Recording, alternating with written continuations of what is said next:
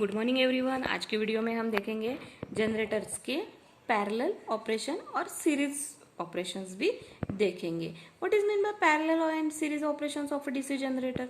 अगर कोई भी पावर जनरेटर क्या कर रहा है, पावर जनरेट कर रहा है, हमें क्या चाहिए, पावर चाहिए। लेकिन अगर एक ही यूनिट है, एक ही जनरेटर का यूनिट है, तो मैक्सिमम पावर जनरेट नहीं करेगा, एज पर रिक्वायरमेंट नहीं कर सकेगा पावर जनरेट।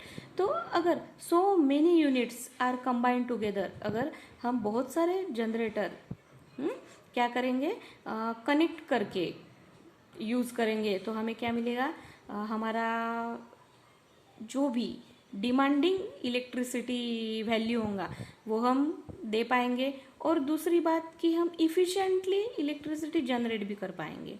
ठीक है, वन यूनिट का मेंटेनेंस करना, वन यूनिट का पावर जनरेशन करना, डिस्ट्रीब्यूशन करना, ट्रांसमिशन करना, it is too costly, it is not beneficial. हाँ, तो इसलिए हम क्या करेंगे अभी, parallel operation of DC generator हमारे रेटेड डिमांडिंग वैल्यू के लिए। तो पहला ये क्या है, parallel operation of power generator is necessary to take bulk power in a generator. Bulk power, बहुत ज़्यादा मात्रा में पावर लेने के लिए पैरेलल ऑपरेशन ज़रूरी होता है। Second, connecting number of unit give more efficiency than a single unit.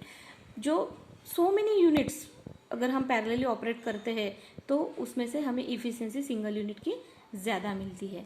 हाँ, तो number of connecting generator is depend upon magnitude of power station. Power station की खुद की कैपेसिटी कितनी है, डिमांड भी कितनी है कंज्यूमर से, उस पर कितने जनरेटर, कितने यूनिट कनेक्टेड करने हैं डिपेंड करते हैं। जितनी ज़रूरत है उस पर डिपेंड करता है कि कितने जनरेटर्स हम पैरेलली ऑपरेट करेंगे। Small cost of stand by unit. Stand, what is mean by stand by unit.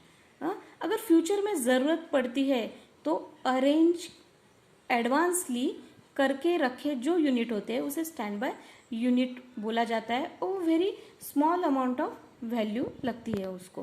It increases the reliability. Reliable होता है। अगर एक यूनिट का मेंटेनेंस करना है तो हम स्टैंड बाय यूनिट यूज़ कर सकते हैं। अगर फेल्यूर हो गया एक आधा यूनिट तो स्टैंड बाय यूनिट हम यूज़ कर सकते हैं। मोर कन्वीनियंट एंड इकोनॉमिकल, बहुत ज़्यादा क्या होता है, वो कन्वीनियंट होता है और इकोनॉमिकल होता है। वक्त पे अपनी ये नहीं होती, प्रॉब्लम नहीं होती अगर हम स्टैंड बाय यूनिट्स रखते हैं। Possibility of installation of addition unit when required to growth. अगर हमारे रेटेड पावर डिमांड और अगर बढ़ भी गई तो हम फर्स्ट से क्या करेंगे, जो स्टैंड बाय यूनिट है उसको इंस्टॉल करेंगे और पावर जनरेशन बढ़ाएंगे। इन parallel operation should have the same voltage regulation.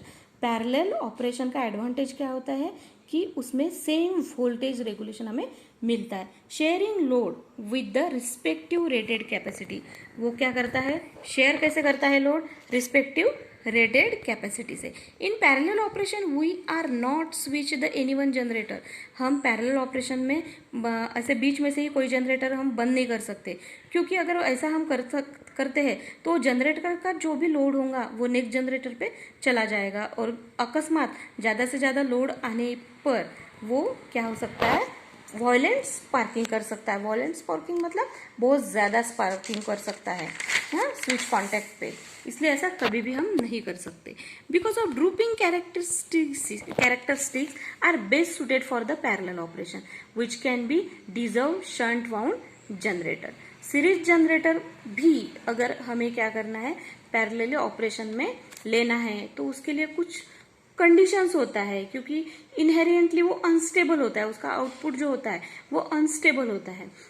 तो देखेंगे हम, लेकिन करना तो है हमको, तो उसके लिए कुछ हमें क्या अरेंजमेंट करनी पड़ेंगी। तो क्या करेंगे हम, it is employed only electrical braking. ये सीरीज जनरेटर सिर्फ इलेक्ट्रिकल ब्रेकिंग के लिए यूज किए जाएंगे।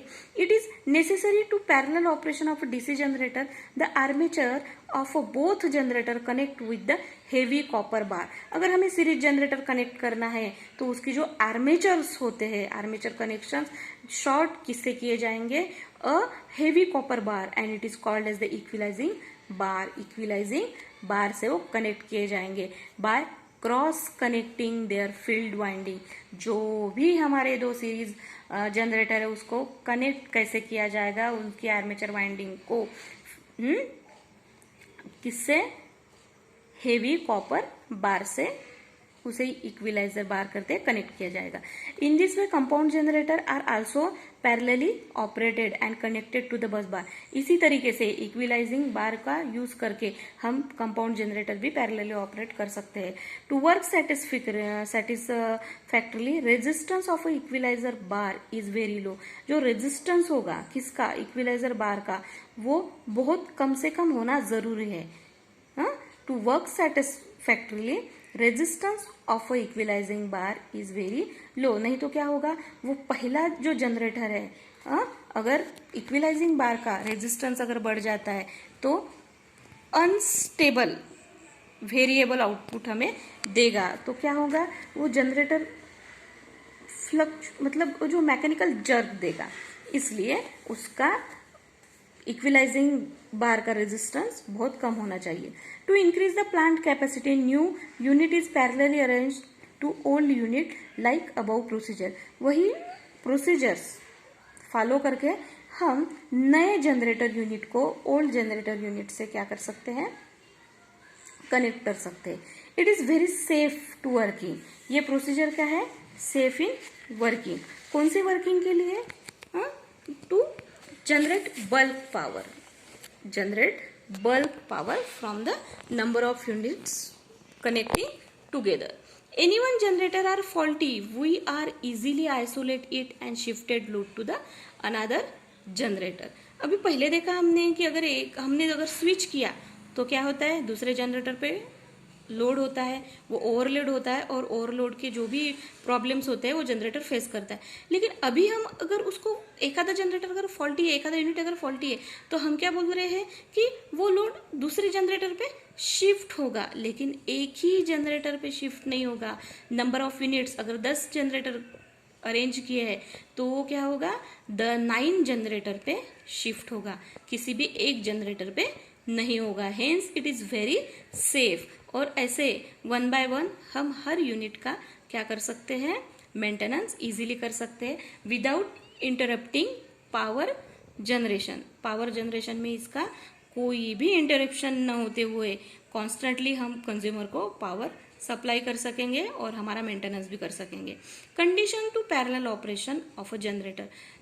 कुछ कंडीशंस होगी, ऐसा नहीं है कि कोई भी जनरेटर किसी भी जनरेटर से हम सिंक्रोनाइज कर देंगे या फिर पैरेलल ऑपरेशन में कंबाइन करेंगे, ऐसा नहीं होता है।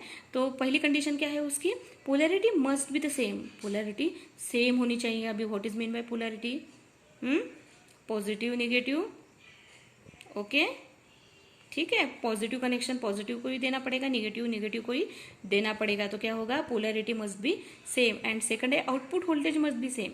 और हर जनरेटर का जो कनेक्ट किया जाएगा उसका आउटपुट वोल्टेज भी क्या होना चाहिए, सेम होना चाहिए। तो these are the some terms and condition to operate parallel.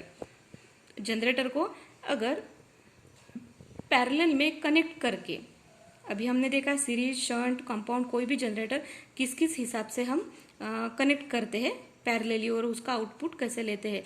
तो उसके लिए कुछ टर्म्स एंड कंडीशन है, कुछ मतलब दोनों मेन है। पहली तो पोलैरिटी मस्ट भी सेम होनी चाहिए, दूसरा आउटपुट वोल्टेज भी हमें सेम मिलना चाहिए। ऐसा नहीं है कि एक जनरेटर का 10 है दूसरे का 20 है, ऐसा नहीं होगा। तो वही जनरेटर्स हम पैरेलली ऑपरेट कर पाएंगे जिनका टर्मिनल वोल्टेज सेम है और जिनकी पोलैरिटी सेम है। तो आज के इस वीडियो में इतना ही, हम बाकी देखेंगे नेक्स्ट वीडियो में और ऑब्जेक्टिव सीरीज भी देखेंगे related to only generator. Good bye, be safe.